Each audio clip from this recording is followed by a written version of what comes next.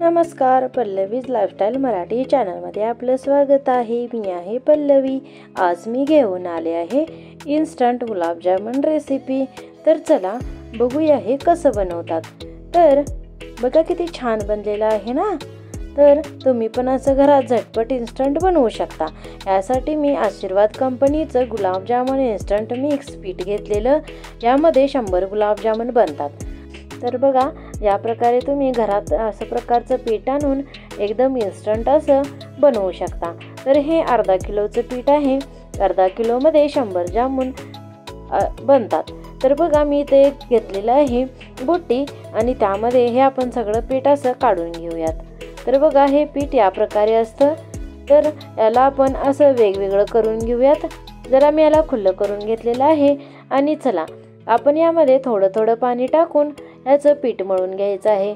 मी 1 वाटी इथं पाणी घेतलेलं आहे, पण अर्ध्या वाटीपेक्षा कमी पाण्याचा वापर मी इथं केलेला आहे.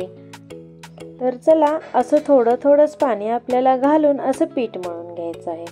तर पट करून आपण इथं पीठ मळून घेऊयात. तर बघा अशा प्रकारे मी हे थोडं थोडं असं पाणी वरून शिंपडून पीठ मळून घेतलेलं आहे. तर चला या पिठाला आपण 10 मिनिटासाठी सेपरेट ठेवून देऊयात. आता मी इथे एक पातेलं घेतलेलं आहे. यामध्ये मी 2 किलो साखर घेतलेलं आहे. तर आपण घरात एकदम साखर आणतो त्यामुळे अंदाज लागत नाही. तर या ग्लासने मी 2 ग्लास असं साखर घेतलेलं आहे आणि त्याच ग्लासने 2 ग्लास पाणी घेतलेलं आहे. तर हा अंदाज तुम्ही करेक्ट लक्षात ठेवून घ्या. आणि याला आपण गॅसवर ठेवून असं पाक बनवून घेऊयात. तर आपल्याला असं एक तारेचं पाक बनवायचं नाही आहे. तर चला ह्याला उकळू देऊयात. तोपर्यंत आपण इथं गुलाबजामुन बनवून घेऊयात. तर असं छोटे छोटे गोळे करून आपण गुलाबजामुन बनवून घेऊयात. तर बघा या प्रकारे हाताच्या तळव्यांमध्ये असं ठेवून आपल्याला या प्रकारे गुलाबजामुन बनवायचे आहेत. तर तुम्ही तुमच्या आवडीनुसार गोळ्यांचा जो साईज आहे तो कमी किंवा जास्त करून घेऊ शकता. तर मी या प्रकारचे गोळे बनवलेले आहेत. तर चला असे सगळे आपण गुलाबजामुन बनवून घेऊयात. तोपर्यंत आपल्या साखरेच्या पाकाला चांगली उकळी पण येत आहे. तर बघा असे गरम झालेले आहे. आता याला एक चांगली उकळी येऊन देऊयात. तर बघा इथे जेमतेम अशी उकळी आलेली आहे. अशी उकळी आल्यानंतर आपल्याला अजून 5 मिनिटं असंच उकळत ठेवायचं आहे. तर हे उकळल्यामुळे छान पाक तयार होतो. तर आपल्याला एक तारेचा पाक वगैरे बनवायचा नाही आहे. तर चला यामध्ये मी घातलेली आहे वेलची पावडर.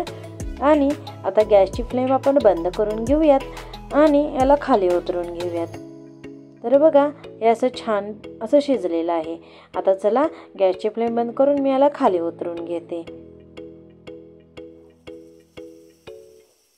तर बघा हे असं खाली उतरून थोडंसं थंड झालेलं आहे आणि आपले गुलाबजामुन पण तयार झालेले आहेत.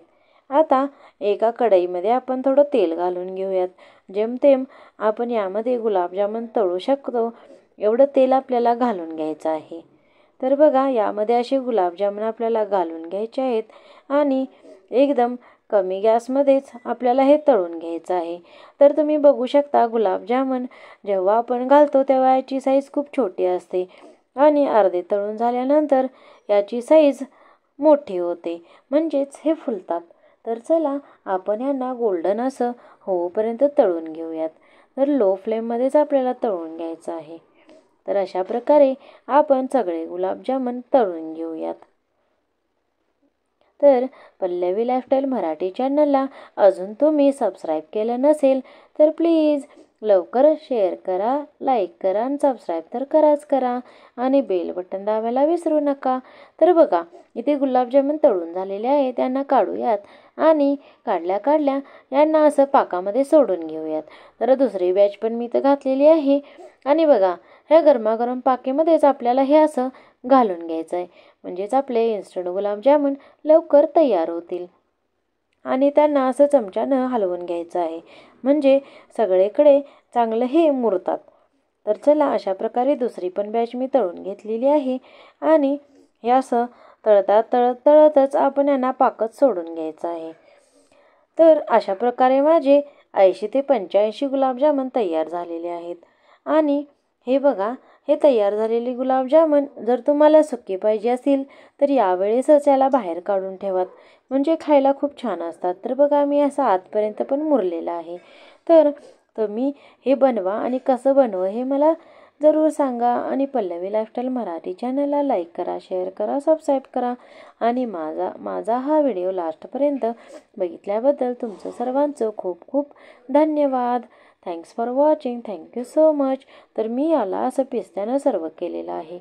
तर तुम्ही पण असं बनवा, खावा आणि तुमचे अनुभव माझ्याबरोबर जरूर शेअर करा. Thanks for watching. धन्यवाद.